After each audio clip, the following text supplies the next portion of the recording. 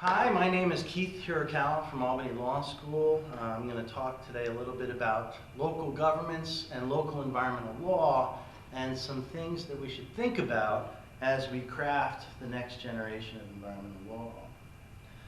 Local governments are often blamed, even discarded in context of environmental law.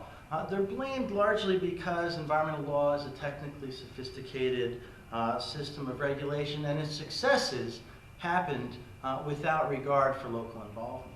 Environmental law is technologically sophisticated in ways that local governments haven't really been able to catch up with. And it changed the business model of how we incorporate and integrate our externalities, our pollution, into the way we do business instead of outside of it. And these are in ways that local governments may not have been interested politically to participate in large part because pollution is to local politics largely as economic growth is to a community.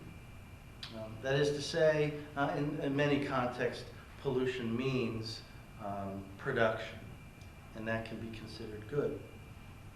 So local governments weren't really equipped or interested in participating in large part with federal environmental law, and so we considered a failure. The parts that were left to local governments, such as stormwater, are left a little bit unchecked and unresolved.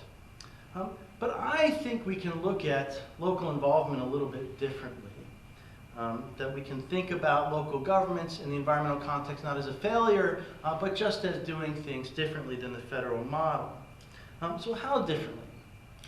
Often we hear, and probably have even said, that a tree is just a tree, that if you've seen one, you've seen them all. That works fine for a top-down system of environmental control and regulation, but it doesn't really capture what environment means to communities and their local governments. When the state and federal government regulates nature, local governments and communities relate to nature. The community perspective on nature isn't objective, it's experienced. And so local governments and communities object to the idea that a tree is just a tree. Communities have special trees. Communities have special creeks, special mountains, special landscapes, special valleys, and they're special because these aspects of nature in communities are all experienced. That makes them more valuable. That is to say, there's something intuitive about the relationship that we make with nature at a very local level that doesn't have a federal or state counterpart. Now, if we take seriously this aspect of value of nature, the experienced value of nature, then we need to look to the local component of environmental law. That we can't think seriously about answering the question without thinking about where and how nature is valued. Communities are ecologically situated. They are located in mountains, in forests and valleys, on coasts.